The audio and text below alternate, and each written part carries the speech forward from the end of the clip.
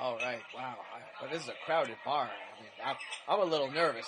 It's been a while since I put myself out there, but I'm glad that I'm here with my best friend in the whole world, a professional wrestler, Hatchet Jack Jameson, to be my wingman. And oh wow, oh gosh, look at that woman over there.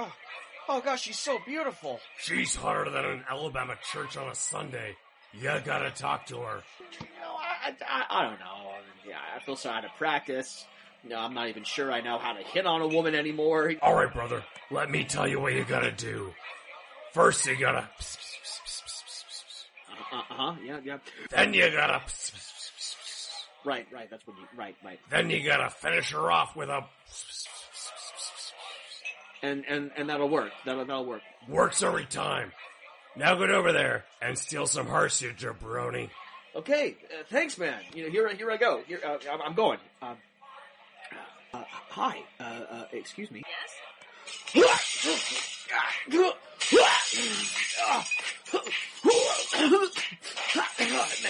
Off the ropes.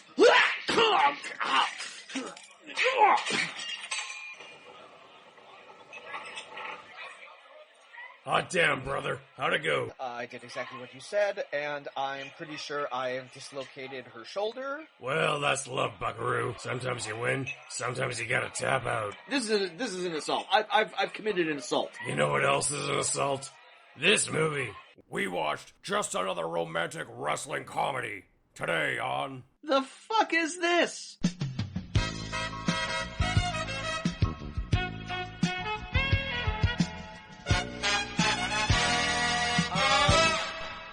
So wrestling. Thoughts? Are we pretty much done? Thank God it's the end of the WrestleMania theme month. I've noticed something that we just sort of like stumbled upon this pattern with our WrestleMania movies, Kaz. The last one we watched tend to be the worst of the bit. We never end WrestleMania on a high note. No, we don't. We love to shoot ourselves in the foot. It's a real, yeah. I mean, like the last two ones that we ended on were in contention for the worst movie we've ever watched on our show when we recently did our recap. And I gotta tell you, this one is sits comfortably among those two. Yeah, I'm pretty sure there's no contention anymore. I think this one might have squirmed its way down to the bottom of the list. This is the most low energy introduction I think we've ever done on this podcast. Largely, this one really broke me. This one really just like suplexed me off the ropes into a headlock. Other additional wrestling jokes, and I just don't. This really warrants no high energy introduction. It's really not. Truly. Let's just keep the train of apathy rolling. Hello, however you wish to self-identify, and welcome back to The Fuck Is This, where we dive through DVD bins and sort through streaming apps to find the weird, the bizarre, and the unloved. I'm your host, Kaz Lesgard, and joining me always is my co-host, Jameson Rafter. I hate you, Kaz.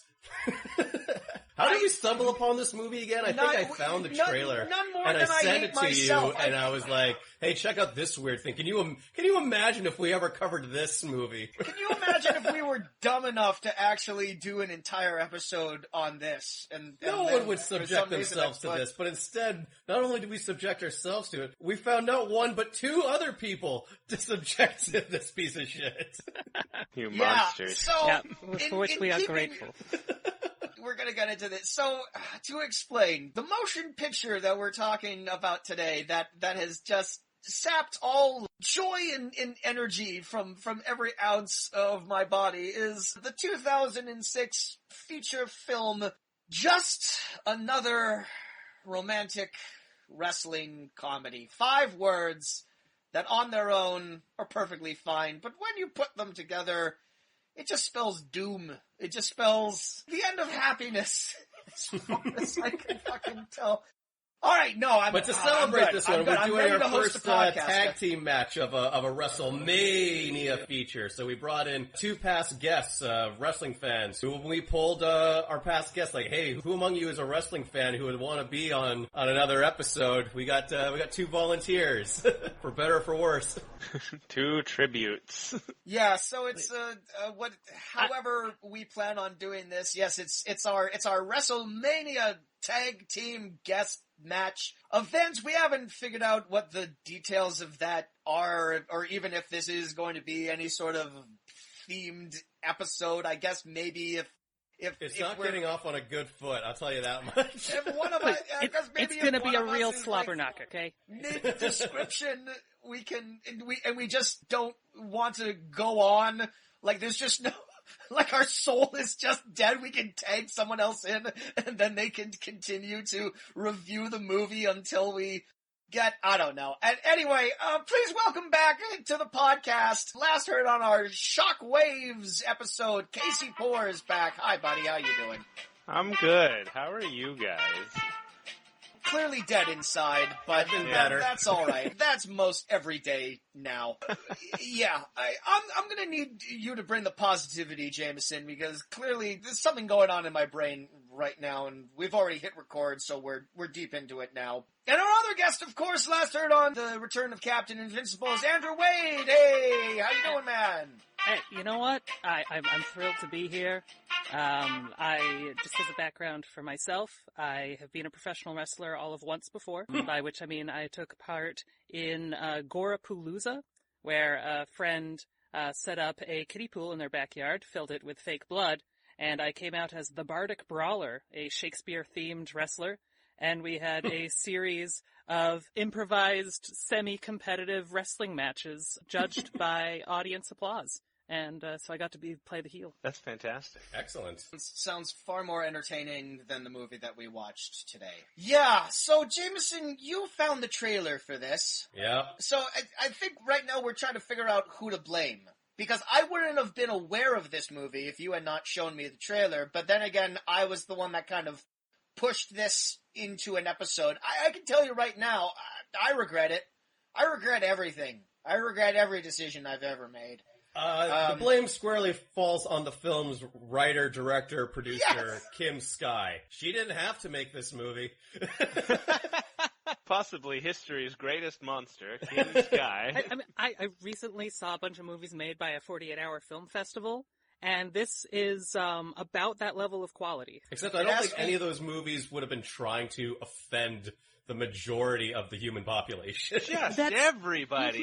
Like, one at a time. Very equal opportunity hate movie. Yeah. Yeah, it covers every demographic. Yeah. Kaz, I almost feel like we should, jump right into our charity spot. Get that out of the way right now. Put some goodwill in the world, right because here. the rest is just gonna be the most. Shit, I don't even think we can air. Front-loaded with Some positivity and, yeah. Yeah. I literally have a note towards the end of my pile of notes that just says, this movie proves that not all representation is necessarily a good thing. Yeah. Which is not a lesson I ever thought that I would learn. This is a very representative movie, and almost all of them are terrible. Yeah. Somewhat on that same note, Casey, look, I feel like it has to be said. We often say, and we often reiterate on this podcast, this is a very do-it-yourself amateur podcast that's just for fun, and we're just all about throwing some jokes around and having a laugh. And I always like to reiterate that making a movie is hard. It takes years, and it takes lots of cooperation and many hands coming together. And so whenever we like to shit on a movie, I always like to try at the very least to reiterate that if you create something, you're living your truth, and more power to you. More people should be encouraged to make art, and at the end of the day, if you've actually gotten an entire feature film out there that people can see, you've accomplished something and you should be applauded. This may be the first time I may have to think twice about that statement. Genuinely near the end of this, I had the thought, maybe not everyone should get to make a movie. It does have to also be said, Jameson, 53 episodes of this podcast, we're finally covering a movie directed by a woman, and it is quite possibly one of the worst fucking movies this is not doing feminism any favors. No. But then again, name a group that comes out good in this movie. Yeah, the first, I would not say this was a sexist movie before having a bunch of other adjectives before that. It is, But that's not the forefront of this film. That's true, actually. Like, of all the people it affronts, I think women probably come out of it the best, question mark. Do they, though? Look, let's delay the inevitable even more, like, let's see how long we can go before we end up discussing this movie. Casey, Andrew, this go-around, our third annual WrestleMania, we decided what guests we asked to come on the podcast, at the very least they should have some sort of tie to wrestling this year. So, kind of just like briefly, what is your history with wrestling? What is your love of wrestling? Who are your favorite wrestlers? Just talk on the subject of wrestling for a while, and then that will tie together tangentially. Yeah, feel free to stretch. Yeah. Big pauses, meandering conversations. All right, well, I mean, I have been a lover of professional wrestling for a while. It is often distinctly terrible. Also a very absurdist from times, where else can you find a episodic television show that's been running for 20 years that featured plots such as an 80-year-old woman giving birth to a hand when she was in a relationship with a wrestler known as Sexual Chocolate? So, classic moment. As a theater person, it's heroes and villains and clowns trying to mix together in something that's entertaining. And it's just, I love that it's full of the meta-ness of it. Like, you can see these athletes trying really hard to act, or these actors trying really hard to athlete. And you want to root for them. They're athleting so hard. Yeah, I'm here in a CM Punk shirt. He's a fascinating individual who probably should not be in a ring again. But the improvisational ability that some of these people have to just be captivating on screen. And none of those captivating wrestlers were in this movie. Well, that's not even entirely true. Chyna was in this movie. She was once captivating. You know what? She wasn't. She was not terrible in this movie. I will say that. She had some good comedic asides in 3-second doses. I will say, out of everyone who is in this movie, Chyna certainly gave the most committed performance. Mm-hmm. I don't quite know what she was doing, but she was definitely going for it. And it left an impression. Definitely some stuff to say about what her character does in the movie. But, Certainly, yes. Certainly, yeah. Casey, what about yourself? What do you love about the sport of kings and queens? I don't know. Of course, I don't know. I got nothing. I truly have nothing anymore.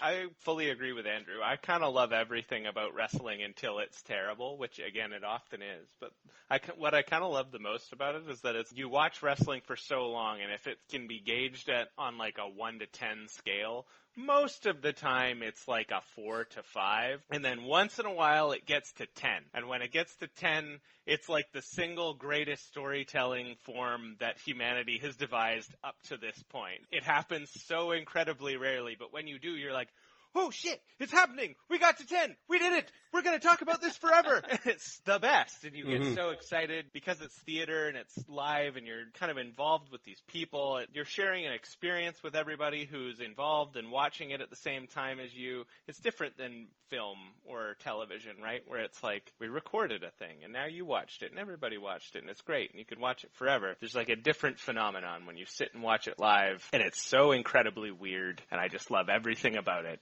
Except when it's terrible. Can you, if possible, can you think of a 10 moment that you witnessed? Possibly my personal favorite 10 moment is the first time that Mick Foley won the WWF Championship. If you've ever watched that moment, are you familiar with it? I'm not familiar with the moment itself, but this is the third time that Mick Foley has come up in this round of WrestleMania. Yeah, he gets mentioned every single time. That's near and dear to a lot of wrestling fans' hearts. It was a climax moment in the WCW WWF fight as well. Like, totally. It's historic. And there's a compelling argument to be made that Mick Foley is part of the reason I became an actor, hilariously.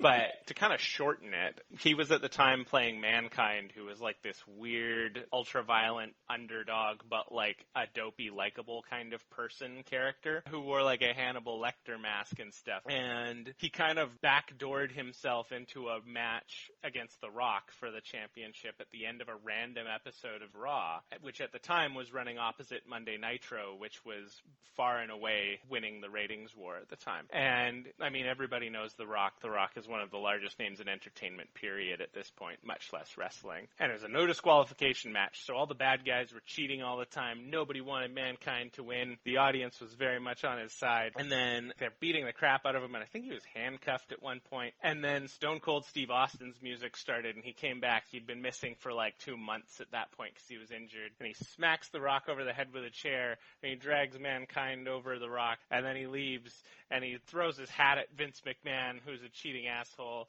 and the audience is going absolutely crazy, and he wins, and everybody's like, like, it's one of the most heartwarming moments in anything you've ever seen. You can easily watch it. The whole match is like 15 minutes long. It's on YouTube. It's wonderful. But what's kind of neat about it is, at the time, WWF was losing the ratings war, and it was taped. It was pre-taped, so that had happened like a few days beforehand. And WCW was doing this thing where they would announce the outcomes of all the matches on Raw just before they happened, so that the audience wouldn't flip over to see what happened on the other show. Wasn't Eddie mentioning exactly that thing on the last episode, Jameson? Yeah, the finger poke of doom, where it was such a disappointing stunt that Hulk Hogan pulled that all the fans tuned out to watch Mankind, and the ratings never recovered from it. Exactly. That we brought that up because the last movie we watched was a Hulk Hogan movie, and the time that it was released really coincided. Like, it didn't happen like the same weekend after the movie came out, but the dates make sense that it could have. Like, as soon as this Hulk Hogan movie came out, that's when the finger poke of death happened, and it led to the end of ECW. WCW, I'm sorry. No, it was wonderful.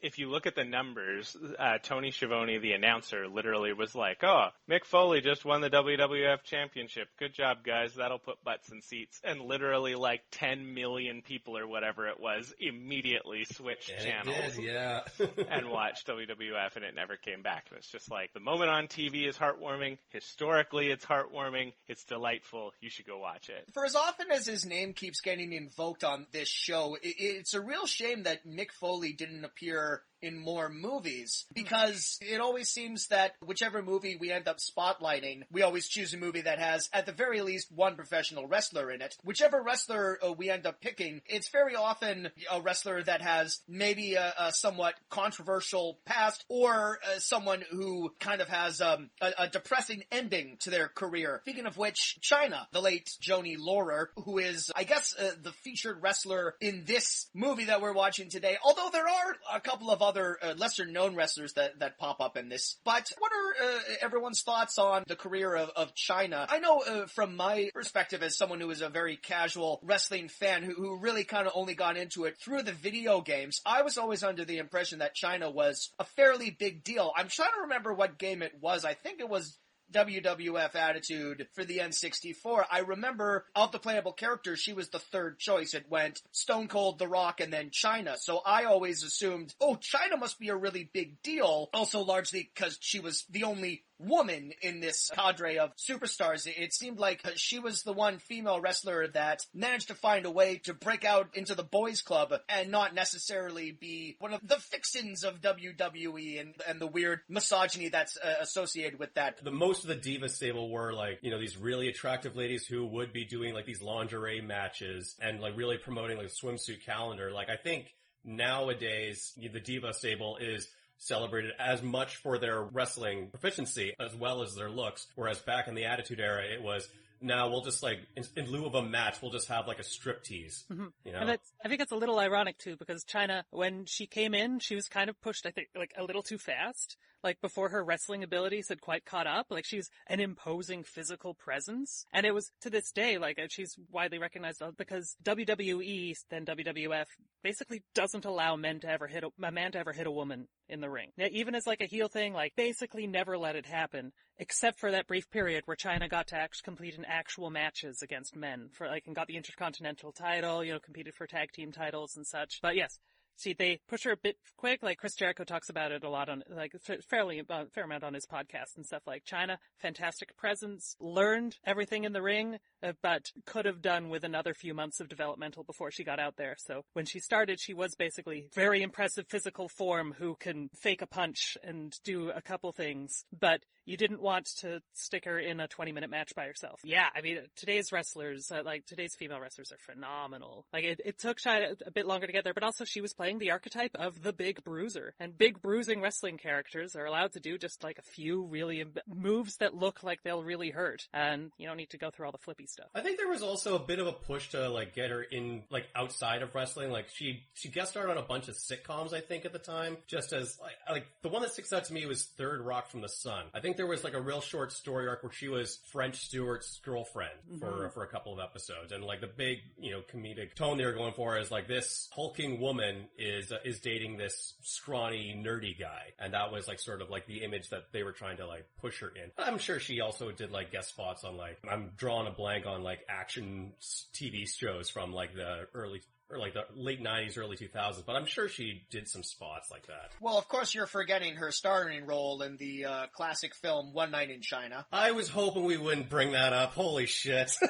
It was a fairly integral part of her Wikipedia page. There is an entire section that is strictly devoted to her adult film career. I don't want to make too many jokes about it because obviously I'm a person that wants to support the porn industry and sex positivity and everything. It sounds like it wasn't entirely her decision to get into porn, which again is quite sad. The life of Joni Laurer sounds very tragic, and I don't want to fall into a rut of making too many jokes about her because it sounds like she had a very rough life, and there's lots of other things to make fun of about this movie. But yeah, I don't know. There should be at least a passing mention that she was in the porn community. She was quite large. She was quite big, and that's all I wanted to mention.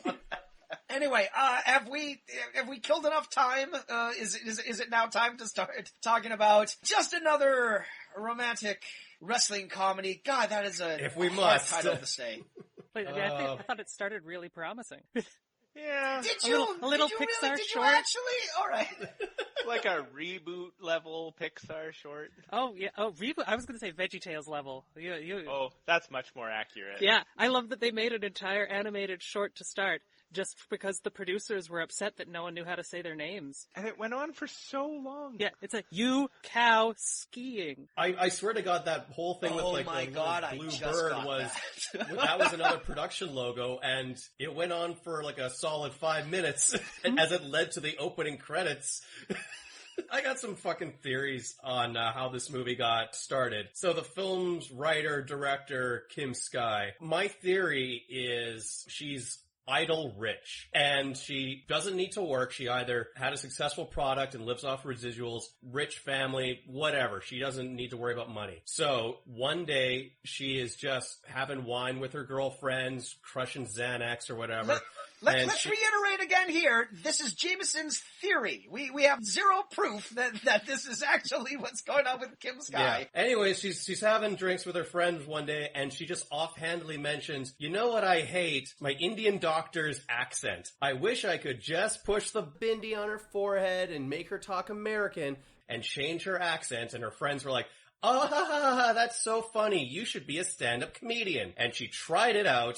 She was rightfully booed out of the room, and she thought to herself, "The PC police are out of control. No one can take a joke anymore. I'm gonna make a movie. No one's ever gonna boo a movie." And thus, just another wrestling comedy was born. It's so wild, because I think of all of the offensive jokes in the movie, that one might be the most egregious, where I'm like, that scene has nothing to do with anything. It exists just to support this joke, and the whole time I'm like, why is this happening? Like, this wouldn't even have flown in a film in like the 60s. People would have been like, too much. So we're going wildly out of order, but it's not like there's any sort of semblance of plot going on here. It really is just a collection of hilarious comedic scenes. But yes, I mean, let's unpack this scene here for a minute. Yes, so they go to an East Indian eye doctor whose name is Dr. Sven, is it a 7-Eleven joke? It's Dr. Oh, is that what it was? Oh, that's all I can figure out. Now, did you get the doctor's name? Dr. Sven Levin. Say it fast. Go ahead. Dr. Sven Levin. Dr. Sven Levin. The fact I that need to he's find the character name here. Say the fact that he's accursed by an ancient Hindu witch curse from a convenience store is a 7-Eleven joke. That certainly is. That was a line of dialogue. I don't think it's an exaggeration to say that about half of my notes contain the word or the phrase, "Why is this so racist?" Oh man, yeah, I wrote ooh lots of times. Yes, we'll run down the plot as best as we can, but there were multiple times a joke was delivered, and I had to pause and I had to wrestle with my brain. I didn't even mean to say that.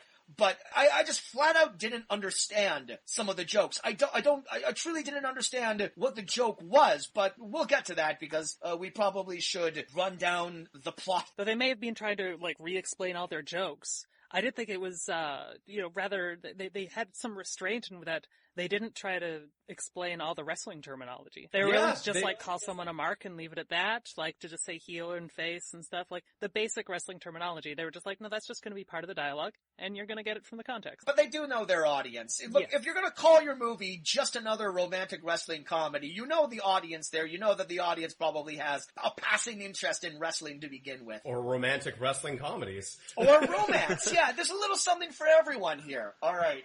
So, this movie opens, as we stated, with some animated titles, just some crackerjack computer animation where a little bird wearing a yarmulke crashes into a wrestling statue, which then breaks into pieces and becomes smaller statues that represent all of the characters in the movie, who then do a little dance around the ring. What did we think of this? It was long, and I'm assuming that they've used this exact same credit sequence for multiple films. Just switch out the names. You would have to hope, right? It was certainly expensive at the time. Half the production budget went towards making that computer cartoon and, I guess, renting out the hall for that wrestling match. Yep. Real wrestling company. I looked it up. Oh, okay. The first scene of the movie straight up feels like a porno. I know! I wrote that too! It's shot so cheaply, it looks like a fake hotel room. It's just these, buff people going through there and they're consummating their marriage. And they're talking like porn actors. It was so weird. Mm-hmm. The whole time I'm sitting there in that scene did Kaz and Jameson trick me into watching Dawn the Predator Fry have sex? Because I don't want to. It's like how you show people The Room, but the first 10 minutes have 2 extended lovemaking sequences. I was not ready for this movie to open with a sex scene. But weirdly enough, even though it is maybe one of the most offensive movies I've watched in a while, it's also very PG, because there isn't a lot of swearing, and the sex is very unsexy. No real flesh is shown or anything, but anyway, we're introduced early on to, I guess, the parents of our main female character here, who are played, as Casey mentioned, by MMA fighter Dawn Fry, and April Hunter, who is also a wrestler. Has anyone here heard of her? Does she have I've heard her name before, following? But I've never seen her do anything. No, I had not. I think she appears in a lot of wrestling movies, but I don't know. And I'm pretty sure they were introduced as grandparents at first, which was very confusing because yeah. Now here's the thing: is because this movie, well, at the very least, this opening scene is narrated by the daughter of the central heroine, but only in this moment and only again right near the end. That isn't something that we need to hold on to. You forget that there's an opening and closing narration. Or by the time there's a closing narration, you forget that the movie opens with the narration. The only thing I want to say about the narration is that if you're going to call your movie just another romantic wrestling comedy, don't have the first line of the narration be, "This is not just another romantic wrestling comedy." You really do undersell your own point. I'm already confused about what I'm watching because it feels like I'm watching a porno. After they consummate their love, there's a time skip to 9 months later where they're giving birth to their daughter Sandy. The doctor. Oh God, that's the first racist character of many. Before we get into this racist doctor, I just want to say really quickly, I just want to state the 3 times this movie made me laugh. Because we just talked about the first one. The first genuine laugh that I got is when the 2 parents are getting into the car and the wife is pregnant, And Dawn Fry's kind of all like, all right, watch your head, honey. And then he kind of shoves her in the back of the car. Mm-hmm. That was kind of funny. Yep. And the only two other times that made me laugh were both in montages. One was in the falling in love montage where they're like running through a park, and then there's one shot of them both getting out of dual porta potties. And the third time was also in a montage where the sort of nerdy character is bulking up and he's working on exercise equipment, and then there's just a quick shot of him in a restaurant. He's being served an entire chocolate cake. That was it. Yeah. That was 1, 2, and 3. Those were the only times this movie made me laugh. There we go. Got it out of the way. Those are all of the laughs that I had. You know, it's no laughing matter. Asian stereotypes. True fact. You know, I was going to say she was almost as bad a stereotype as the wrestlers Kamala and Crime Time. Not quite, but almost. It's so wild, too, because it's such a head fake, because they do this thing and you're like, oh god, this is awful and I don't enjoy watching it. And then she drops the accent at the end, and the gag is that she's like dunking on the parent. And for a second, I was like, ah ha ha ha, we're allowing her to get the best of everybody. And then we just double down on the shittiness every time after that. Then we immediately go to a bunch of Jewish kids doing that's money a joke that they lending. love to do in this. Yeah. It's like, here's an awful stereotype. Oh wait, they actually weren't that stereotype. Then what was the joke? The joke was that they were pretend. I don't know. It's really aggravating. The more you discuss this movie, the more angry I get, and like I know that's not great for people to listen to, particularly my voice getting angry. So I really need to watch we should my just move on to the next time jump then. Next time jump. Or someone can tag me out. Someone tag me all out. Right, I'll take out. I do need to draw attention, if we're going to jump to the next time jump, to when they're doing like the intro in the schoolyard, and they're like, you're seeing all these groups that are visibly awful stereotypes, and they have a group of kids doing the bully circle, and it's like, we've all seen movies. We know how the bully circle works, but they're not being happy kids bullying somebody. They're like doing this weird Gregorian chant as they push a kid around. They're like, sissy. It's low energy bullying.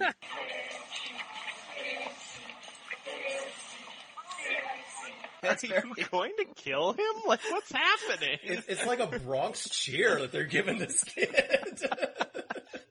So our central characters, who we really meet in this moment here as children, incidentally, I know this is only the first 20 minutes of the movie where there are children involved, but Jameson, we need to put an embargo on movies that star kids, because it just doesn't... And like, the difference between this and the Mystical Adventures of Billy Owens, which is the movie that we watched 2 WrestleManias ago, that movie was awful, and it had lots of awful kid acting in it, but there was this sense of, like, bad community theater involved in this movie. This straight up felt like child abuse. I feel like it didn't. The children shouldn't have been saying the things that they were saying in these scenes. Someone should have gotten arrested. I think it's partly because we were primed. Because of how porny the first part of the movie felt, we then got to a bunch of preteens and was like, oh no, please do not keep to that same... This is not fun for anyone. No, do not do that. Oh no, what am I watching? They put a wild amount of work into establishing the booger-eating kid, up to and including showing him eating boogers with the kind of, like, unflinching realism you would expect from a Saw film. And then you never see or hear from him again, and I'm like, this has made me cringe so hard. You made me work for this character. There's a couple of kids that they introduce in this sequence that you think are going to figure prominently when they become adults later, and then they completely disappear. And then the DJ does show up again. And apparently was a kid. Yeah. Which is funny because I enjoyed that character a lot more when they were a kid, and they reminded me of how I used to dress when I was when I was like 9 years old. That was a little Jameson, yeah. That was boyhood Jameson for sure, with the sunglasses, macking on every girl, not knowing what he was doing, shark tooth necklace. So look, let's narrow this down. So our 4 central characters who are introduced as children who will later become the adult stars of this movie. So the main object of everyone's affection is a girl named Sandy, who is the baby that was born in that opening awfully racist scene, who is the daughter of two wrestlers and wants to grow up to be a professional wrestler herself. And this is her first day at school, and so she's meeting her friend group, and we quickly meet her two future admirers. We meet Monster, who is a little bully kid, who is the big tough guy. The jock, yeah. We meet, what is his name? Morty? Morty? Who is the little Jewish boy. If you didn't notice that he was Jewish in this opening scene, don't worry, because they're gonna cram that down your throat in every subsequent scene that he shows up. Like, aside from being a nerd, he's rich, and he keeps trying to pay people off. But only ever with $1. Only ever with $1. He keeps saying how smart he is, how successful he's gonna be, thinks he can just, like, buy his way into her heart, or, like, spend money to make problems go away. Yeah. Not the greatest depiction of a Jewish kid I've ever seen on TV. No, what do you mean not the greatest depiction of it? He's literally introduced with a group of other like-minded Jewish children all wearing yarmulkes, and they're just openly talking about money and how important money is, and that's the but the joke that's is the that no one punchline knows to every what a joke is yarmulke is. money. Yeah, they keep calling it a little hat. Yeah. And again, it's so like... he is Marty Shalom Weinstein, which is someone who can never remember character names. Was handy, because I could always remember, I think I know who on screen that is. And it's so wild, too, because I'm like, the fact that the joke is that no one knows what a yarmulke is, I'm like, I didn't meet a Jewish person until I was in high school and I knew what a yarmulke was. You live in a town that apparently has a pretty big Jewish population. There's no reason you don't know what a yarmulke is. And the last friend that we meet of hers, Robert John, and I flat out refuse to call him by the other name that he insists the entire movie of going. What a god damn! What an awful character. My name is Robert John, but I like to call myself shit. He's a sassy guy best who's friend. setting like gay rights back a couple decades. This character. Okay, so Robert John is this flamboyantly gay best friend of Sandy, who we see in this opening scene being bullied by the low energy bullies, which of course is great when a bunch of children are picking on the one gay kid, but there's the extra layer added in the fact that he also appears to be the only black kid at the school, so that's fun. But then he opens his mouth, and again, you're kind of all like, oh yeah, maybe people should go back to bullying this young black gay boy, because he's absolutely the worst. He's absolutely the worst, and he does not get any better as he gets older. Oh, don't take that out of context. Don't isolate that one part of the podcast and then play the cat later. Oh. I was hoping he's going to grow up to be like a heel wrestling manager or something. I was like, all right, he's a kid who likes to talk. We can work with this. That is not how that went. It's so weird, too, because kid Robert John is like fairly innocuous for the most part. Like, I don't think he's more annoying than the other characters in the film. And, like, the only way it's just kind of thrown away that he might be gay, like, right before the time skip. And for a single second, I was like, oh, you have a gay character that we're not going to, like, overstate. That's crazy. And not going to make into a stereotype. Mm-hmm. And then that instantly, it's like, last very long.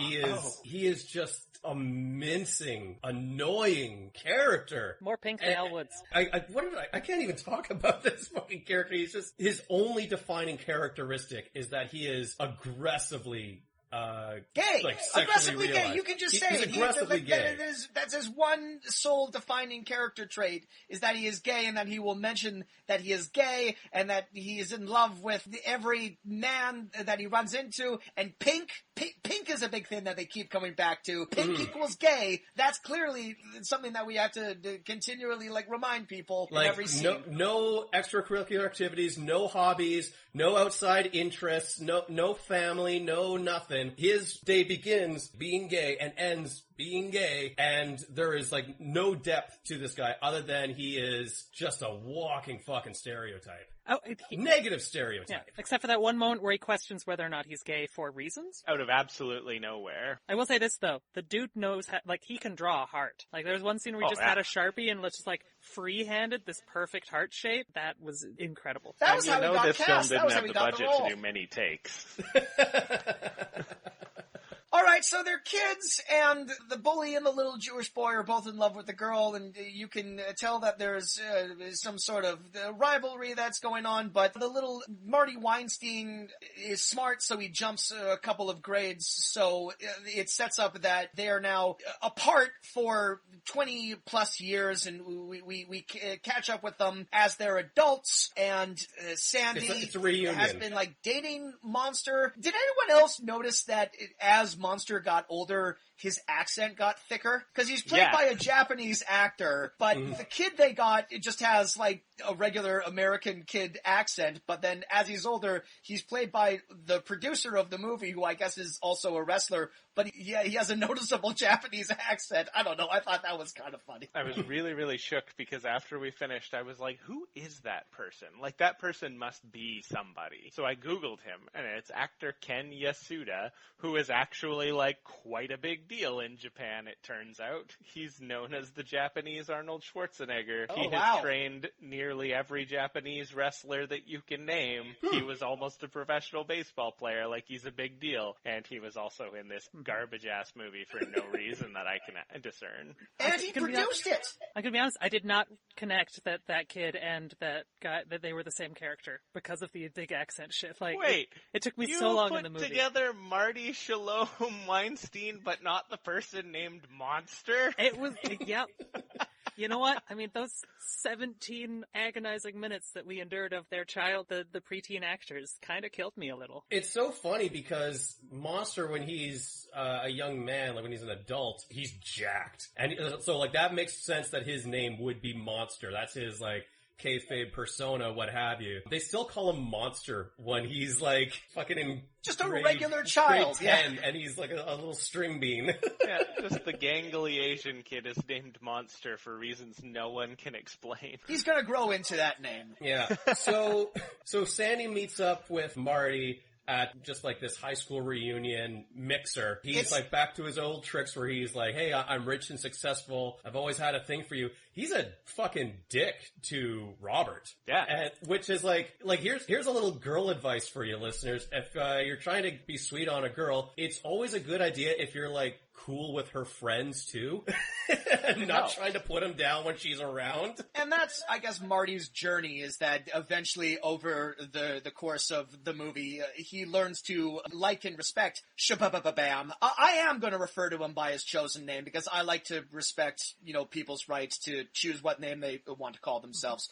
Also, it's going to be me saying Shabababam really quickly. But it's also sort of revealed in this reintroduction of adult Marty that he's basically been stalking her for the intervening years, and like he's been following her around for years. His reintroduction is like the first time they talk in over 20 years is he like sidles up like a big fucking creepazoid and gives her like this elaborate drink in a coconut, and then immediately throws shade at Shabababam by giving him a diet soda, saying like, you definitely need him, which is a very bitchy gay thing to say for ostensibly the straight character in this moment here. Also, very empty solo cup that he knocked at Shabababam's chest. So much of empty cup drinking, which is my biggest pet peeve in any fucking movie. Yeah, every time someone drank something, that was an empty fucking cup. Anyway, it's in this early season, so we find out that like Sandy has been dating Monster, but they are on the outs now because he keeps cheating on her with a variety of different blonde-haired women who I kept thinking were Sandy, but that's just because they don't know how to. He's got a type. Mm-hmm. You know what's There's funny? a montage of. Yeah, like she catches him in the act cheating, and she says it's over, and then like the next clip in the montage is her like running in on them again, and she's like, oh, I knew you would do it again, you're a cheater. You know what's fucking funny about her and Monster's relationship? To his face, she's just like, you're an asshole, I hate, you're a cheater. But to everybody else, she always goes to bat for him. Like, Monster's a nice guy, and I think that's because like her parents are really pushing her to like marry or to be with a professional wrestler. Like, the only man good enough for you is another wrestler. And I guess he must be the only wrestler in town. I would say that party scene had my first moment of genuine laughter. The sheer stupid joke of the person who running the event throwing a solo cup off screen and having the window break noise. I mean, that's just impressive. An empty Solo cup breaking a window to get everyone's attention at this party for no reason. Is that the lady who also stabs a balloon at one point? Yes.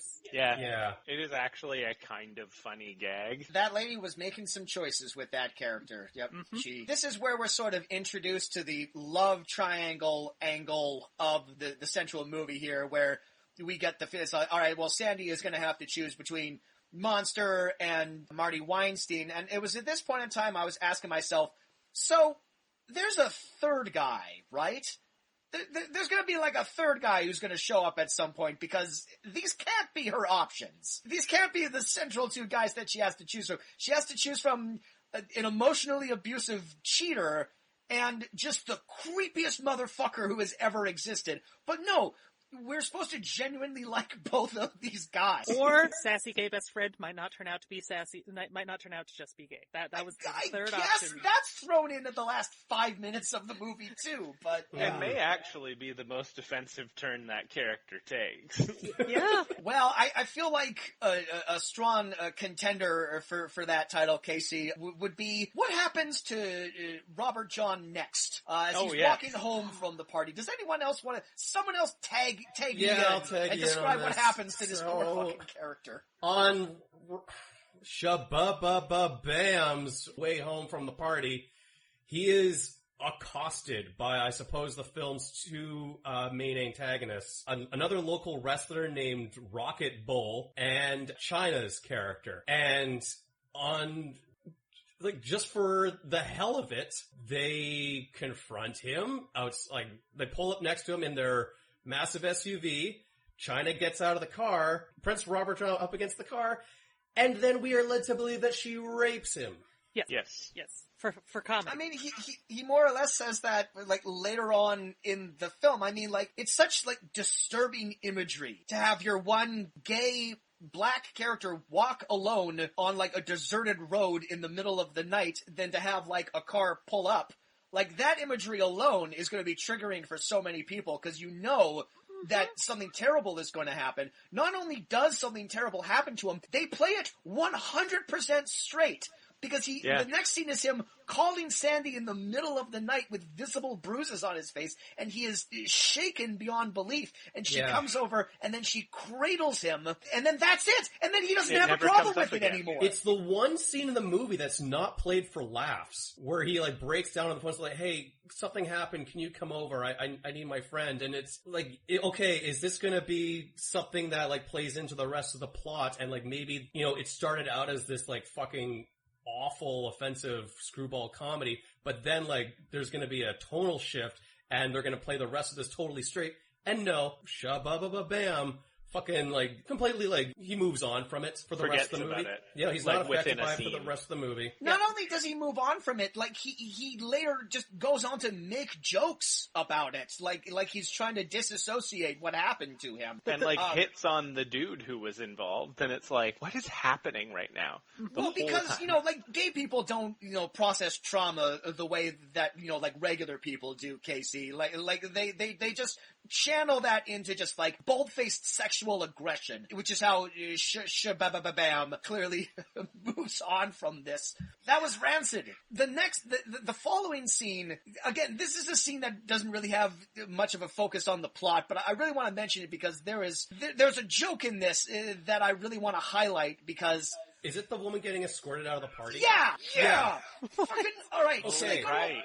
So they go to, like, this fucking pool party at a neighbor's place, and as they walk up there, there's a woman getting hauled away by the cops or something. She's saying shit like, like, that's a stupid title for a movie, like, you're gonna regret not having me in there. And Sandy and Shabba-ba-ba-bam have a conversation, a quick little convo about it. Like, that has to have been like a fucking dig at someone who didn't support Kim Sky in this production. So literally the joke is Sandy says to Shabba-ba-ba-bam, hey, well, what was the deal with that? And then he says, I know. You know our friend Kim Sky? Well, that's somebody that refused to help her with a movie. Now she's trying to jump on board. She got her nerve. Famed writer and director Kim Sky. Kim Sky, no one knows who you are. All right? You have included a joke in this movie for, like, the 5 people in your immediate life, which is not how you make a movie. No one cares about your stupid cat fight with a friend that's, like, going on behind the scenes. I won't lie, when I saw that, the only logic I could come to was that whilst shooting this scene, someone had kicked up a stink and gotten arrested, and they were like, oh, we can't stop shooting. We just have to shoot the scene through it, and that was it. Because, like, why else would you include that? It's cinema verite. It's real life. It's breaking down the boundaries of what is narrative and nonfiction movie making. I mean, the kayfabe exists in this film. Like, everyone in a wrestling match is actually hurting each other, apparently, even though they're going to train to be wrestlers, etc. So, let's just add another layer. It's like Inception, really. Where is the truth? It goes deeper. And so at this party, I was convinced, like, that had to have been an editing mistake. That Shabba-Bam sees the 2 people who just raped him, and he's like, oh, those people! I was like, this scene had to have been intended to come before the last scene we saw. But no, later on, he sees them again. He's fine. That would make sense if that were the case. Yeah, so Rocket Bull and Chyna crash this party. They have a little bit of a tense standoff with Sandy's dad and his odd collection of friends. who were all clearly actual wrestlers, including one gentleman I later learned was called Crappy the Clown. Incredible. This film needed more of him. Yeah. Yeah. You have made life choices, Crappy. So Marty Shalom Weinstein shows up again. I'm forgetting what the connective tissue here is, but, like... Who cares? They end up alone together. He's, like, weirdly super aggressive with her, which is, like, a big problem that I had with this, because it's just, once again, reinforcing these awful stereotypes for, God forbid, like, a kid watch this movie and then, like, learn the lesson. If a woman says, no, I'm not into you, just keep trying and just keep forcing yourself on her, and eventually she'll relent. And I think they try to tamper this with the fact that Sandy herself is tough and she's a professional wrestler, and if she didn't want Marty to kiss her, she wouldn't let him because she could obviously put him in, like, wrestling moves. And then 2, they include, like, this weird little thing where, like, he aggressively kisses her, she eventually gets into it, but then he leaves. And it's all like, you thought I was easy. Not exactly. And it's like, I guess that's supposed to endear him to us? It's another episode of sexual assault, but she likes it, so it's okay. As previously featured on the only DVD I've broken in half so no one else could ever watch it, Revenge of the Nerds. Oh, entirely valid choice, yes. And no one else ever watched that movie ever again. So thanks, Andrew. You're doing They didn't watch that copy. So Morty takes Sandy out on a really crappy picnic date at the creek, where he is just an absolute travesty, like messing around on the playground. Boy, They have a whole montage. What does she see in this guy? Something we haven't mentioned yet is that this movie is an hour and 45 minutes long. This movie has no business being one of the longer movies that we have watched on this podcast, and it is entirely because this movie is like 20% montage. Yeah. If they had just cut all that shit out, it would have been a more manageable hour and 30. And it also didn't know when it should end, and it decided to play 2 wrestling matches in their entirety. Which was honestly probably the best part of the movie, and they weren't even good wrestling matches.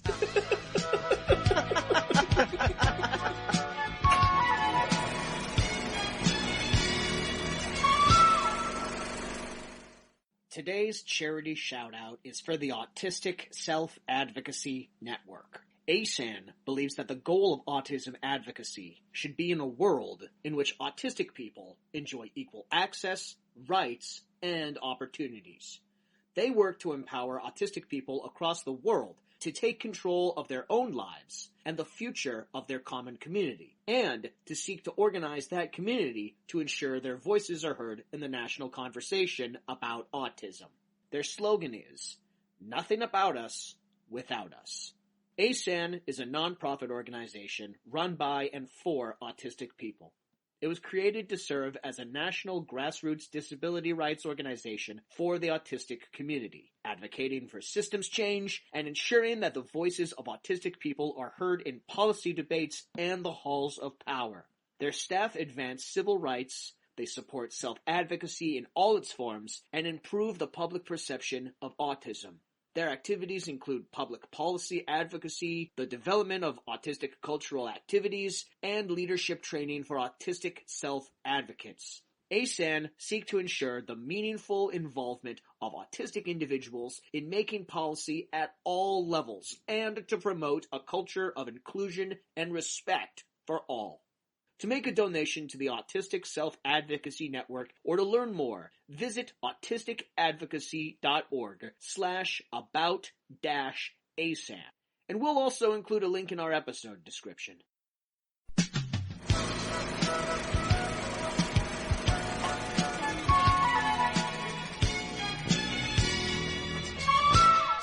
So they start dating. So Sandy and Marty Shalom Weinstein start dating, and then so Marty wants to get buff for her. He wants to turn into a wrestler. So what happens is at the wrestling gym, I think Shababa Bam is really getting sexually aggressive with Rocket Bull at the gym, and Morty tries to step in and to intervene the fight.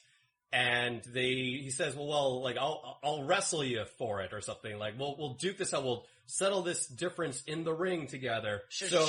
Bam says the hilarious line, "I'll give you a nickel if you tickle my pickle." We're also skipping over the fact that he spends a comfortable 45 seconds tripping over the ropes trying to get into the ring in the first. Oh god, that was so funny. Seconds. That was so. Yeah. Oh man, right? my sides are still split from him trying to get into the ring.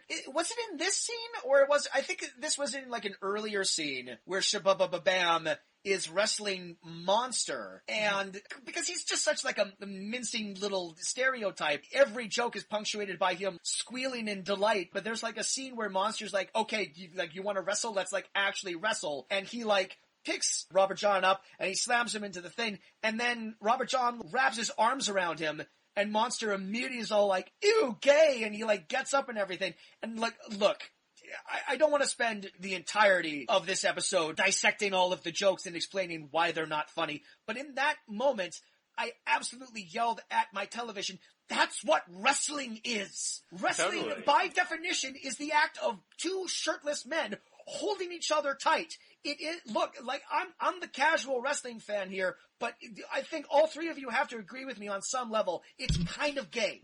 Somewhat inherently right? gay. Yeah. That's something you've got to be okay with going in, is being immediately adjacent to other scantily clad gentlemen. And sometimes, if you wrestle a gay man, he might be okay with that more than you are. And that's fine. You knew that, Monster. No. If you're WWE, the only way to make that okay is to have gay stereotypes that you can play off. To be yeah, but it's not, wrestling isn't gay because this is what gay is, which is essentially Shababa Bam as a character. Shababa Bam has existed in the wrestling ring before. This is true. Absolutely. No, that's not a real person. Anyway, so Marty challenges what the hell is this guy's name? Rocket Bull. Rockin' Bull. Burning out his fuse up here alone. Challenges Rockin' Bull to a wrestling match, and they go and they have, we say, an actual wrestling match with an actual wrestling company that puts their phone number on the side of the wall, so you presumably could actually call them and book a wrestling match and whatnot. And Shababa Bam creates a wrestling persona for himself. It creates a costume with a mask and everything that of course is pink and frilly, and naturally his wrestling name is Shababa Bam. But there's a moment where Marty is calling him Robert John, and he says, no, I don't want anyone to give away my secret identity, which is the name that I have been using to identify myself since I was a kid. And insisting that everybody call you by. And he gets this super flamboyant costume, and he's not even the one fucking wrestling. I hoped there would be a big transformation moment, personality-wise, when he was in that costume, because legitimately, when he was in that, it wasn't a bad, the costume itself looks like something that someone had put together from their closet, but it was very much a stand back, there's a pink hurricane coming through. He was Hurricane Helms. As an actual wrestler. Just pink. I was so excited for that. Pink and camo for some reason. Yeah, pink camo. Yeah. So you can't see him coming. Which can't wow, I didn't even... if I have to say. Yeah. And as I was just saying, so the wrestling organization, ECPW, real wrestling organization, because of course this film couldn't pay to have fake logos on the walls. They are ECPW1.com, not ECPW.com, which is not taken. And they have they have a television champion, so I assume they're on television. I think they're based out of Nova Scotia. Please don't tell me this is a Canadian production. And this was shot in New Jersey, I checked. Yeah, the ECPW light heavyweight champion right now is gender fluid Sonny Kiss from All Elite Wrestling. Oh, no kidding. There we go. Cool. A positive example. That's the nicest thing we've said about this movie. One positive thing to say about this movie, it's that, yeah. 3 degrees of separation, but we did get there. Yep. So Marty goes into the ring with absolutely zero wrestling training. Like, we see him barely work out. He sucks on the treadmill. He can't lift weights. Barely does a push-up. He runs across town. He books it across the entire town without breaking a sweat. You're forgetting, Jameson. You're forgetting he ate an entire chocolate cake. So, he's a little, So he's ready for the ring.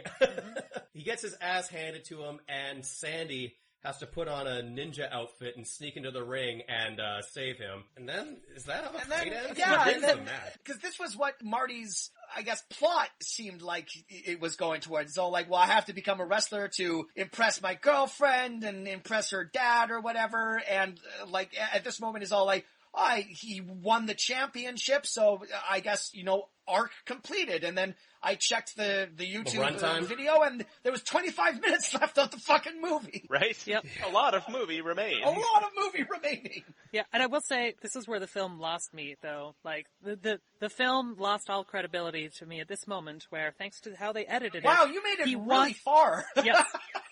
The match ended with only a count of 2 on the pinfall. They did not even count to 3. Yeah. Other things that happened in this match were the ref suplexed Rocket Bull when he wouldn't, when Marty grabbed onto the ropes and he wouldn't separate them. He physically suplexed Rocket Bull. Mm-hmm. Yeah. I think there was one atomic leg drop that was looped 10 times. I counted. I watched it twice. They replay a regular ass leg drop 8 times. Yeah. Whoa. I was like, I must know how many times it was. The answer is 8. Yeah, and on the way to the ring, Chyna did a little bit of a Triple H spitting water into the crowd thing, which is item number, 3,902 on the list of things that are going to feel weird post-pandemic. There's a shot where the guys who are calling the match, the commentators, they're not saying anything, they're just watching the match. And looking very unenthused about it. Yeah. So things are going well between Sandy and Marty, so we have to engineer some bullshit in this remaining almost half hour of the movie. So there's this fantastically convoluted scene where Sandy and Shabam are at a spa or something, and they're getting their nails done. And Sandy is, I guess, talking about Monster, and she's calling him dumb names, Monster's such a schmuck. And then we see an employee of the spa listening over their shoulder, and this is Marty's sister, who has never been mentioned until this moment. Not a character until exactly this moment, but I guess Marty's sister just so happens to be working at this spa, and she immediately calls Marty, who is on a business trip. And I love this shot because she calls Marty on the phone, and there's a green screen behind him, and you can just see he is right outside of the Eiffel Tower. In his hotel room. In a hotel room. But also, there's a picture frame of him and his sister. So you as an audience know that that's who that character is. So I guess he brought a framed photo of him and his sister on his business trip. That he faced away from himself, but he faced towards where the camera was. Yeah, so she fucking, she overhears Sandy talking about how much she doesn't like being, or she didn't like being with Monster, and she assumes that she's talking about Marty, so he's like, oh, hey, guess what? Your girlfriend doesn't like you. And then he just looks sad. He just sits there and mopes, and then it cuts away. We don't see him again. Yeah, and then overhears So I'm glad they helped us figure out where he went, though. I would have been confused without that giant Eiffel Tower. The comically huge Eiffel Tower. So now there's the lovers, there's weird tension between them, and Monster is trying to sidle his way back into here. Oh, he says one of my favorite lines of the movie. He comes over to check on her, and he says, I'm worried about you. You haven't been to the gym in days, and you look messed up. Like, gee, thanks. I haven't been to the gym in a while either, but... So now but begins... I guess I'm not jacked like Monster, so my standard's different. Now begins a whole string of jokes that I just don't flat out understand. I don't understand what they were even going for. So there's a moment where Sandy is trying to get Marty on the phone, and he won't answer any of her calls, and then she kind of like takes a nap, and she proceeds to have a nightmare. So in this nightmare, it starts off with her running down a hallway in slow motion, and then cuts to like another shot of her house where she's coming out of a door, and now she's in a completely different outfit. She's in like a dressing gown. She has glasses on. She has two curlers hanging off of her hair, but they're just like barely hanging on there. They're on like the very end of her pigtails or whatever. And then the nightmare is her running down the stairwell to the door where Shabba-ba-ba-bam is waiting for her. And when she opens the door, he starts screaming, she starts screaming, and then she looks at the camera and says, "Oy vey." And then she wakes up from the nightmare and she's like, "Oh, what a nightmare." Does anyone want to take a crack at explaining what the fuck that was about? I think the curlers were some sort of attempt to make a joke on Payas. Oh, okay. Think? I'm trying real hard here. I don't know, but like, yeah, it didn't look like that. I think that was the joke, is that she was having a nightmare about becoming a Jewish wife. But that doesn't seem to be a problem with Sandy. She never brings it up again. Well, and in fact, the moment before that, she was saying to herself, "What happened to my Jewish boyfriend? I miss him." And the sequence honestly went on for so long that there was a moment where I was like, maybe this just isn't a dream? Maybe she's just got to go to the door? But then she does wake up, and you're like, but was that a nightmare? Nothing happened. Another joke that they really highlight, and they really want you to find funny for some reason. So after Marty comes back, he's like, "I've made a mistake. I've pushed Sandy away, and she's falling into Monster's hands here." And he goes to Shabba-ba-ba-bam, and he's all like, "You gotta help me get Sandy back." It is at this very late point in the movie we are introduced to Shabba-ba-ba-bam's boyfriend, who is the only other actor of note in this movie. He's played by an actor named Renoli Santiago, who has appeared in some stuff. He was one of the hackers in Hackers. He was one of the troubled teens in Dangerous Minds. I think he was in Con Air, I saw. He was in Con Air, where he also played an offensive gay stereotype. But they go and it's just like another dumb gay montage. Let's go clothes shopping. Let's go to the spa and put all these products in your hair. And here's all of our other gay friends. And then there's a scene where there's like a tube of like product or something that they loudly identify as Just George. And this woman comes by and she like grabs it from one of the gay guys, all like, "Hey, let go of that Just George. That's not your Just George. He needs the Just George more than you need the Just George." And then someone runs in and says, "Just George is here! Just George is here!" And all the women get up and like, "Just George? Just George! Just George! Just George!" Just who? Just George? And then a man comes in and is all like, "Hello!" Hello, my beautiful people. And a couple of women faint. Yeah. So I looked at it's like, Just George must be some sort of skincare product or hair care product or whatnot. No, not a thing. Can't find it on the internet. So, again, do either of you want to explain what the fuck was going on here? What the fuck is Just George? I have a guess. I have a very small guess. Okay, so I'm wondering if maybe they were like, let's do a joke about a famous wrestler, Gorgeous George, by having a character named Just George. But then, double joke, Just George is actually gorgeous. I'm trying so hard to make this scene make sense. That is literally the only way. Did you guys not notice that the name of the salon was George Michaels? I did. Did you notice that Just George was played by George Michaels? I did not notice that. Like actual George Michael of Wham? But he's not in... That was Just George. Did we see him? I don't know if that was the real George Michael. I don't think it was George. No. Check the fucking credits. I don't. But the more we put this under the microscope, the more confused I am. Oh yeah, my note for this moment literally just says, "Just George, what the fuck is happening?" And that's it. All the it women never were comes excited, up like, again. "Oh, Just George is here." I'm like, this better be going somewhere. But before we leave this scene, I do want to just point out, again, one of my favorite comedic parts of the film, which was not intended to be the joke. This epic salon makeover, where the character looks identical after the epic salon, extended salon makeover. They removed his yarmulke and gave him an earring. That was the extent of his transformation. And he got contact lenses from Dr. 7-Eleven. Yes. This was almost a joke. You almost made a very funny joke about, let's do a makeover, montage, where the guy just looks the same at the end. Did we explain that the joke, I forgot, I know we mentioned him earlier, did we explain that the joke with the East Indian doctor is that Shabba-ba-ba-bam touches his bindi, and then he talks with, like, a Jewish accent. He's like, "Oh, change me back!" And then he touches it again, and he's all like, thank you! Yeah, that comes up. That's the next scene. Yeah, that sucked! That's all I want to say about that. That was fucking You know who garbage. we haven't offended yet? Indian people.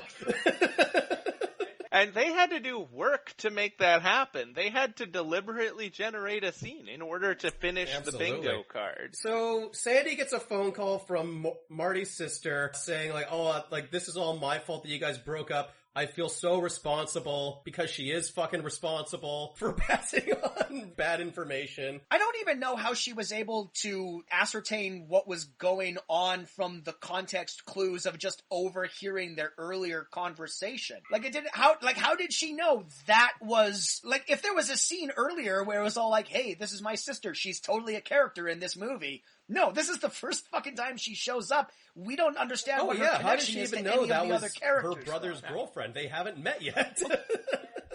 It does really feel like all of the actors in this movie are trying so very hard. They're all terrible, but they're trying so hard. Some of them could have tried more. Some of them probably could have tried a little more, but they are trying. So Sandy is told to go to this house party to meet up with Marty where everything will be explained. Monster is there as well, and he proposes to her. And Marty shows up out of nowhere. He shows up and gets down on one knee. Marty also shows up and proposes. Sandy is conflicted, and, when both men are out of camera frame, she says, yes, but we don't know to who. So fucking flash to a wedding where a bunch of shit happens. I will say, this was honestly the turning point in the film where I was like, Kim, Sky, and I are now enemies. Because, it's like Kaz was saying earlier, nobody sets out to make a bad movie, but this is the moment where I was like, I actually no longer believe that Kim is trying not to make a bad movie. You should not be allowed to do stuff. Unless she married both of them at the same time, I'm like, that's the only way I'm going to accept this.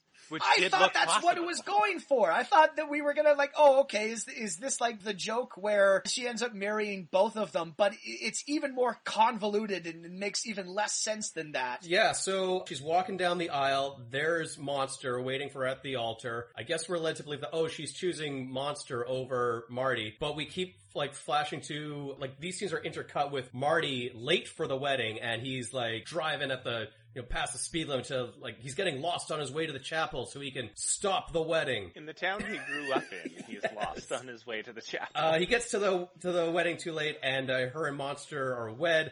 And just as they're heading out of the church, record scratch. Wait a minute, that's not how this is supposed to happen. And then they rewind time where he still gets lost to the wedding and barely makes it in time. He still gets there late.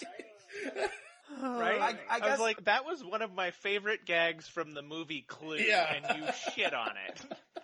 But the movie Clue didn't have Tim Curry looking directly at the camera going but what about this? Yeah. And can we point out how much of a terrible human being she is for having Monster be part of her wedding party? Is she making her ex the best man? Even if you believe these characters exist and whatnot, and I could believe that Monster would be like, yes, this woman I'm desperately in love with wants me to do a thing, I will do it. But she is the biggest of jerks for being can you stand right next to me while I get married to someone else? There's actually a couple of red flags that kind of happened around this time. While she's waiting, pining for Marty and what's happening, she reaches in her dresser drawer and she pulls out a shirtless picture of Monster that she just keeps around. To be fair, Monster spends about half of this movie with his shirt on. She gives a speech to I want to thank all the important men in my life, my father, my best friend Robert John, Monster, who's always been there. She never mentions her husband when thanking all the men in her life. Ooh, Marty, what have you gotten yourself into, bud? We're also forgetting the moment right before the wedding where as she's getting ready, Shabba-ba-ba-bam shows up and he's weirdly acting as straight as possible, and he goes up to her and he plants a kiss on her. It's later explained that he's like nervous he's going to lose his best friend in the world, so he's like trying to be a straight guy for her so they could get married, but he weirdly can't commit to it and go through with it. And it's like, is this what Kim Sky thinks gay people are like? Well, and does he even kiss her? It kind of looks like he just sort of moves her and gets very close to her and then doesn't. He does kiss her because she says gay guys aren't supposed to kiss like that. I wouldn't be surprised if Kim Sky is the kind of person who thinks being gay is a choice. And that when you decide to be gay, you are exactly as how Shabba-ba-ba-bam behaves. Again, these are all opinions. We don't want to be litigated by Kim Sky or the producers of this movie. These are just our thoughts. I mean, no, and yes, like, these assumptions are pretty out of line and mean-spirited, but, like, Kim Sky made a whole movie that was pretty mean-spirited and out of line. Yep. But anyway, Marty does eventually show up, they get married, there's, like, a weird little coda where Monster is kind of feeling sorry for himself, and then he sees Marty's sister, who has also been made up, which is where we are reintroduced finally to his little, like, buddy from the beginning of the movie, who has not been in any scenes throughout this movie, but is now the wedding DJ. And he's all like, hey, Monster, go talk to her. And then they got him, it's like, oh, okay, Monster's gonna, I guess, get together with the sister. But then he immediately says, hey, have you met my buddy John over here? And it's like, wait, I thought you were gonna get together with her. I actually didn't even put together that was the same kid until you guys said it at the beginning of this podcast. Well, the movie helps you out because every time his name is mentioned, there's like a CGI twinkle in his eye. So when they brought that back, you needed to fucking telegraph that to the audience in lieu of, like, you know, omitting it from the movie. What was the point? What was his whole deal? What was his main defining characteristic? He shows up, he's like Monster's little sycophant when they're both kids, and then he's not in the movie again until the very end, where he's the DJ and is all like, and I was a character too. His defining point as an adult was a bad Pauly Shore impression, I will say also, there was a moment at some point towards the end where Scorpio says something, and Shabba-ba-bam looks at him and goes, you speak English? And he lists all the languages he speaks, and I'm like, he's spoken English in front of you before. You're in a relationship. Well, the joke was supposed to be that he was pretending not to speak English because not understanding him is what turns Shabba-ba-ba-bam on, but I wouldn't put it past the filmmakers that they just forgot that was the joke and have him speak English in front of him, because I'm fairly confident it happens. So they get married, and it seemingly ends on a freeze frame of everyone happy at the wedding, and then I will give the Kim Sky this. I have never watched a movie where a director so blatantly farts in my open mouth before, because it cuts to what's supposed to be the ending, and then it then cuts to actual Kim Sky sitting at a laptop, and there is a large woman bound and gagged in like an opera outfit with like the Brunhilde horns on, and in case you don't get the joke, there is a sign that says "The Fat Lady That Sings." Yeah. She's in a little thing, and Kim Sky looks directly at the camera, and just in case you didn't get the joke, she said, oh, don't go. Please sit down. It's not over yet. You know what they say. It's not over until the fat lady sings. I have literally never been angrier at a director, writer, producer in my entire film watching experience.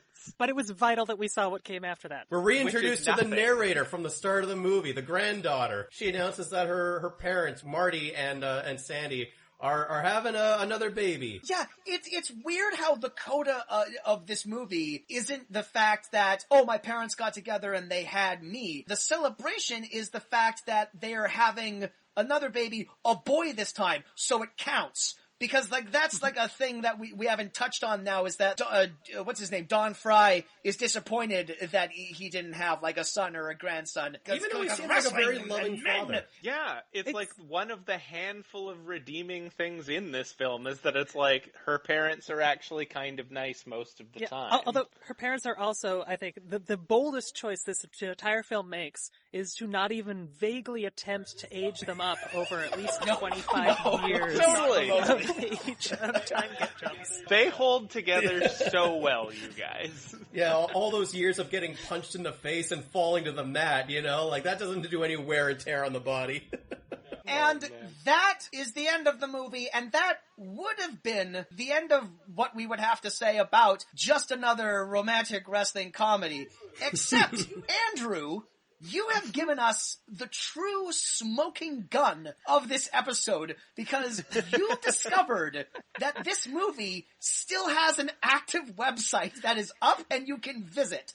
And it is amazing. You can buy the DVD on it. Except you can't. The PayPal link is broken. A lot of the links are fucking broken. There was like, oh, we've been interviewed by some radio show. We've been reviewed by some website. I clicked on some of these because I just wanted to find, maybe like an interview with Kim Sky or what have you. None of the links are working. No, well, yeah, because the movie came out in 2006, so it's amazing. It's all like scrubbed too, because Netflix. Too many people wrote in and said, like, how dare you post any content for this piece of shit? Yeah. May I have the pleasure of reading the last news post that was on that site? Please do. I want to read something. I want to read something too, but you go ahead as well. All right, this is so the last post they had on the site, which again they're still paying to have up on the internet for some reason. If you're not a Netflix member, then sign up and ask for the movie today. If you're with Blockbuster, then ask them to get the movie for you. If you're not a member of either one, then ask your local video store to get your copy today. Yeah, I'll get right on that. Yeah. I mean, I will not. Like as we said, it's mostly broken links. There's a lot. It really feels like this was put up by one of the producers with the really hard to pronounce name. The Ugskowski brothers or whoever they are, who I feel like through context clues have revealed their hand that they were like a plumbing and landscaping company before they got into film production. There's lots of mentions of the work they've done with an autism organization, like Wrestling for Autism, and which on paper sounds altruistic, but then you read a little bit more about this organization, and of course, it's one of those bullshit autism organizations that thinks autism is like a disease or a burden. So, fuck all that nonsense as well. But what I want to read is, I want to read one, I guess, like, journal entry from clearly one of the producers of this, because it's all in caps. It's all just like screaming. It's filled with exclamation marks, and it just comes off as like one stream of consciousness thought about I guess, like, the first night that this played at a New Jersey film festival. So I'm just going to read as much of this as I can, because much like the movie, it just keeps going. But this is, I was dying.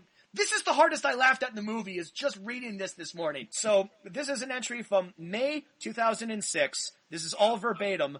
Do you know what's happening with just another romantic wrestling comedy? We had the biggest crowd from all the movies showcased so far at the festival. Huge! We are proud to be a part of the 2006 New Jersey International Film and Screenplay Festival. The reaction of the audience to our movie. People were laughing from beginning till the end. Let me repeat that. People were laughing from the beginning till the end. Go on.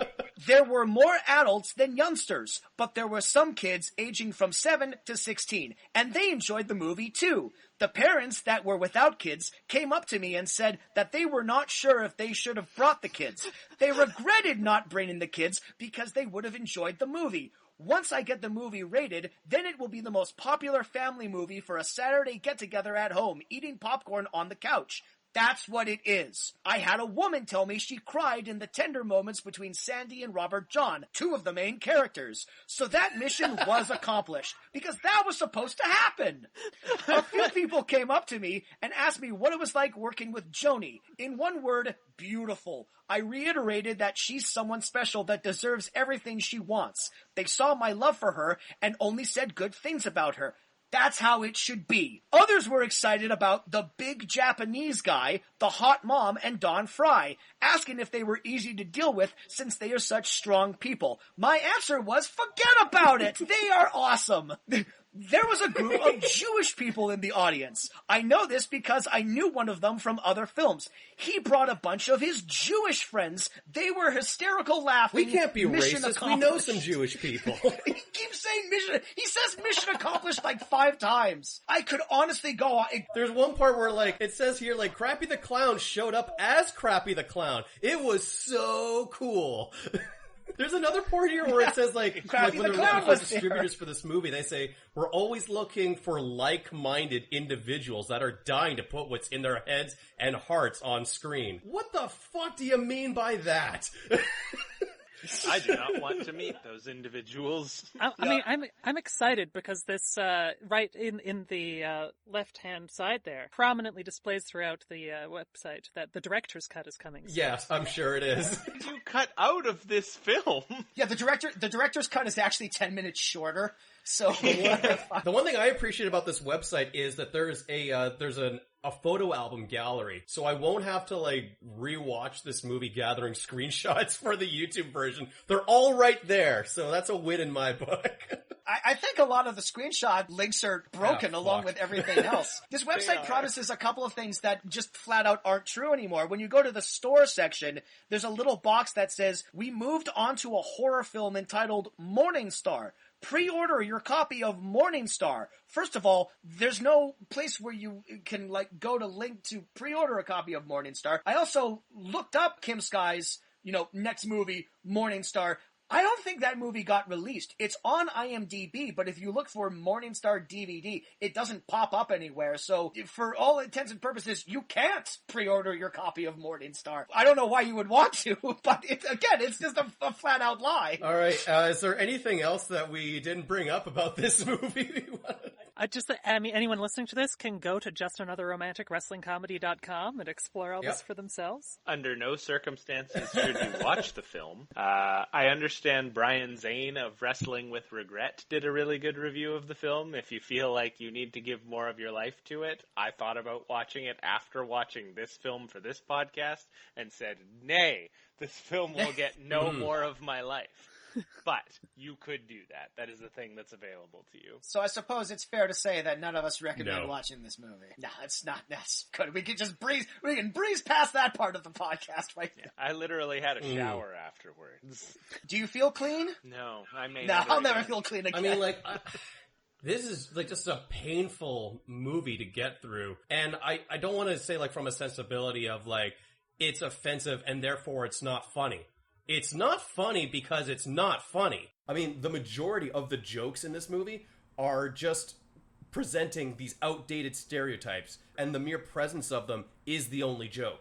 And, like, certain films can pull off jokes around sensitive materials and make them funny, but it takes a real depth of craft to walk that line between funny and offensive, and I don't think Kim Sky has it. It is a really tricky proposition in this day and age with people's sensibilities being the way that they are. And I'm for, like, people are saying that people are too, like, sensitive, people are too politically correct. I don't agree with that. I feel like political correctness is a blanket term for saying more people are becoming attuned to the fact that we should be treating everyone with the respect that they're owed. That is to say, it's not impossible to make jokes about gay people or Asian doctors or East Indian people, just as long as you don't punch down at it. Like, anything is funny. Anything has the potential to be funny. It's just, this movie seems to think that just the simple fact that someone is the way they are, that's the joke. It's funny that he's Jewish. It's funny that he's gay. It's funny that this is happening, and that's just not at all true. And it's funny that they're gay and that they're Jewish in this way that is like totally not to what the gay and Jewish population are like. These are based on incredibly outdated stereotypes. Well, and I think part of the line that you have to walk, if you are sincerely trying to do that, is that it's like, if you're going to make jokes of this nature, it kind of has to come from a place of, like, love, right? Which is why, for instance, you can see gay people making jokes about gay people, or Jewish people making jokes about Jewish people. See Mel Brooks for evidence, right? I don't necessarily know if these jokes are coming from a place of hate, but they're certainly coming from a place of intolerance. Which is like, I think that's part of why it goes beyond being cringeworthy and becomes like gripping your chair, I don't really know what I'm watching anymore, but I wish I weren't here territory. I think what disturbs me the most is that it seemingly they're coming from the perspective of, oh no, but we like these people. We like Robert John. He's so funny. He's so nice. Look, we included like this one serious scene where we identify that he's like a person. That makes it okay for us to make him this wild, outrageous stereotype. And there's just, I think what disturbs me the most is that there might be an audience full of people that find this movie hilarious. And it's just like, that is an audience that I never want to find myself in. Yeah. I think part of what makes it so strange, too, is that it's like there are a handful of moments in the film where you see, like, interactions that almost seem positive, right? Like, there's a scene with Sandy's mom and Robert John where they just have, like, a nice conversation, and Sandy's mom is clearly like, I'm supportive of my daughter's friend, and he is gay. And it's like, in any other movie, this would be a really nice scene. Or there's a scene at the end with her dad and Robert John, where he's like, clearly is like, he's a weird guy, but I like him, he's nice, and he's my daughter's friend. Or like, a couple moments with Robert John and Scorpio, where it's like, oh, you just have a relationship, and we're not like, trying to play up that your relationship is weird because it's gay, it's just a relationship. But everything that surrounds it is absolute hot garbage, and you're like, I don't understand how you butted up so close to the idea of showing some people who are different from you, and then immediately ran in the opposite direction for the rest of the movie. Yeah, that's a decent point, Casey. I guess, I suppose we can take one gold star sticker and then take some small scissors and then cut that gold star sticker in half, and then give that half of a gold star to just another romantic wrestling comedy. As a counterpoint, I would actually think you should take that half a gold star and give it to someone else. Because I think the fact that they proved that they're capable of doing it and chose not to. We'll give that gold star to a more positive representation. But if anyone wants to sit through like over 100 minutes of a terrible movie for like 15 seconds of Joni Laurer doing some quality like reaction shots, like that scene at the barbecue where she's like spitting olives over her shoulder, like I don't know what she was going for, but like that was a moment. She's doing some those stuff. Were choices. She's doing some things in this movie. All right, well let's put a bow on this. Andrew Wade, Casey Port, thanks for coming back. Sorry. Thanks for soldiering on. We are sorry. Yes, we do apologize for this, but thank you. Please take this moment to. Shockwaves, isn't it? I'm not gonna. Initially, this was kind of part of the reason. Is all like we need to kind of do some payback for Casey making us watch Shockwaves. I feel like we overcorrected though, so I feel like you now at the very least owe us another terrible movie. This is a horrifying cycle of violence. And we watched a movie with zombie Nazis in it. What are things that you would like to plug or promote right now, gentlemen? Or barring that, what's something good that you've seen recently that you think people should check out? Well, when will this episode be released? Do we know?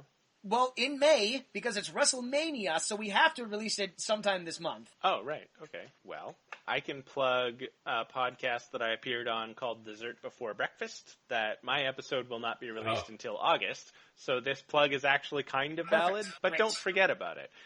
We sit and we watch an anime that I very much enjoy called FLCL, which you should definitely watch if you have not. It is delightful. It is also occasionally problematic, but it's mostly really, really good. And also, Kaz and I did a podcast, which is now almost completely edited and will be released sometime in the near future called Tales from the Lost Galaxy. You can go see it. You can listen to it. It's a sci-fi sitcom that we improvise, the whole thing. It's 20 episodes long, so 20 hours of absolute insanity. Did we do 20 episodes of that? Oh yeah, because we did 2 episodes every recording. That's right. Gosh, we got a lot of content out of that. Holy crap. We sure diddly did. As someone who has now listened to the whole thing again, I can tell you there's a ton of it. Excellent. Yeah. Fantastic. Andrew, what do you got going on? Yeah, so later this month on the Theater on the Edge Festival website, you will be able to check out my William vs. the World show, which is a show I performed at Fringe festivals. So it'll be online for a short period of time, which I'm going to have to film in my living room at some point this month and edit together and all that. And if you are a fan of wrestling, I do recommend checking out AEW. That's All Elite Wrestling. I think they're the best products out there at the moment. Hands down. Yes, and they're doing some fun things. Still sometimes problematic, but far less so. Jameson, any recommendations? Just two things I want to get the word out for. My sister and one of her improv friends have started a YouTube channel called Big Apartment. They're doing a lot of real off-kilter humor stuff, very much in the vein of like Tim and Eric style humor. They're quite funny, so I want to support her in that. And my sister's name is Maddie, so, good on you, Maddie. And I just want to give a shout out to a good friend of mine, Blake Sadaway, who donated a really nice new PC monitor that I'm using right now. And in that package deal, Kaz, he gave me 3 DVDs of possible future episode material. He gave one for Robot Holocaust and one of the Ator movies. So maybe that's just a call to action. If anyone has some movies that they'd like us to cover, let us know. Send us your shit. Yeah, absolutely. Do that. Great. I love that. That's a little taste for the future there. Recommendations. What do I got going on? All right. So I recently watched Shin Godzilla. Has anyone seen that? Oh yeah, that's good. Yeah. I kind of liked it. As someone who's kind of more of a casual Godzilla fan, I do understand that most of the Godzilla movies are 20% Godzilla wrecking shit, 80% people in a room talking. I do get that is the plot of the majority of the Godzilla movies. But Shin Godzilla, it feels a little more like 90-10. Like, the real monster of that movie is the legal red tape that they have to go through, because it is a very somewhat realistic movie about Godzilla shows up and wrecks shit, and then the bulk of the movie is people sitting in rooms talking about the cost of what's going to happen, the legal ramifications and hoops that they have to jump through. There's constant scenes of every character gets an introduction. Like, a character will walk into a room and then there's a little text thing that says this is this person, this is why they're important, and because it's a foreign movie, the screen is just inundated with text all over the place. And I'll be perfectly honest, I did find the movie kind of boring. What I have not been able to stop watching is just the clips on YouTube of Godzilla from that movie. Godzilla in that movie is phenomenal, and they managed to make Godzilla something that I don't think any movie truly has managed to do since the first one. They made him scary again.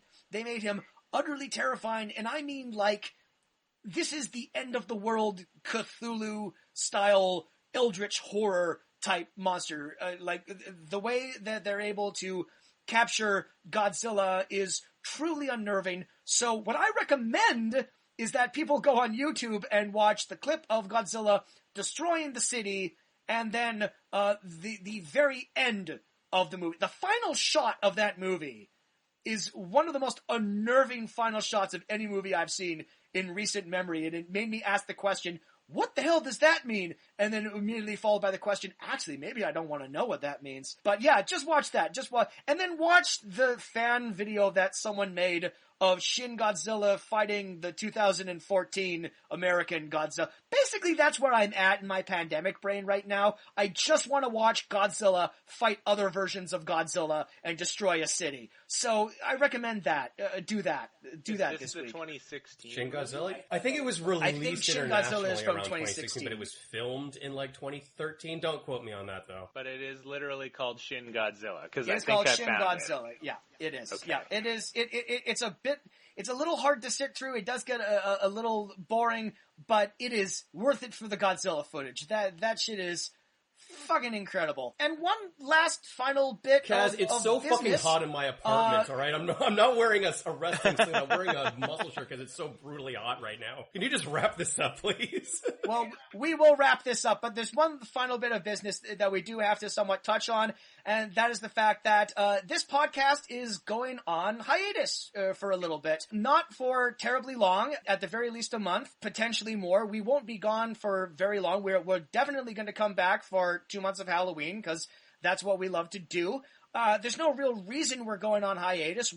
Jameson and I were just talking, and we realized we've pretty much been doing this for 3 years solid. We haven't really stopped at any point, and pretty much all podcasts take a hiatus at some point. Yeah, because we did our usual 2 months, not 2 months, but like 2 uploads a month, pretty much consistently since the pandemic started. We did our 50 movie breakdown, which wound up being 2 episodes. We did like our WrestleMania 3 episodes. So that is like over the course of, I want to say 2 months, we put out like 7 episodes, which is a lot for the 2 of us. So yeah, we're just going to take a little break for the time being, but we'll be back maybe like sometime over the summer. Oh yeah, we'll be back, and you know, and if something comes up, like if there's like a movie that comes up during the hiatus, we might even get together and do like a one-off. So there might be like 1 episode released in July if we think about it. We might use the hiatus time to record some Halloween episodes early, so maybe we have a few more Halloween episodes this year. But yeah, we're just largely going to take a little bit of a break because we haven't done that. We've been going for 3 years straight, and yeah, we're just going to take some time. It's not like we have anything to do. We're continuing to be stuck in, you know, our apartments, not really able to go anywhere, but it felt like time. And we have over 55 episodes now, so, you know, go back and listen to the back catalog. There's enough now that we don't necessarily have to be pumping 2 of these out every month now. But we'll be back. More weird movies. But Casey Andrew, thank you for being on the movie. Being on the show. That was just another romantic wrestling comedy directed by Kim Sky. If you enjoyed this episode and would like to hear more and know when new episodes drop, like us on Facebook, follow us on Instagram at the F is This Podcast, and the F_is this on Twitter. If you're listening to this on Spotify and wish there was a visual reference option, you can watch this episode on YouTube. And if you're watching this on YouTube and you just want to listen to it without any pictures, you can listen to it on Spotify. And now with our episode-specific catchphrase, Jameson Rafter. Oh, fuck, I had one. Did you got anything? No, I had one. Okay. Oh, was it whore, go away, don't you dare come back today. Okay, how about this one? I'm worried about you. You haven't been to the gym in days, you look messed up. It's good. Go with a disturbing one. It was a real line of dialogue. You sexy man raper. Ooh, I don't know if we're gonna use that one. That's right. Oh my God. Yes. Let's go on that one. You sexy man raper, you. That's the message we want to leave our audience with. We sure showed those hot, sexy beasts not to mess with a brother and a white boy with a funny looking hat. My personal favorite is still Sissy. Plenty to choose from. Okay, I got one more. He's not gay, Daddy. He's Jewish. Right. And if I haven't mentioned it to any of you gentlemen before, if you give me a nickel, I will tickle your pickle. All right. Good night, everybody.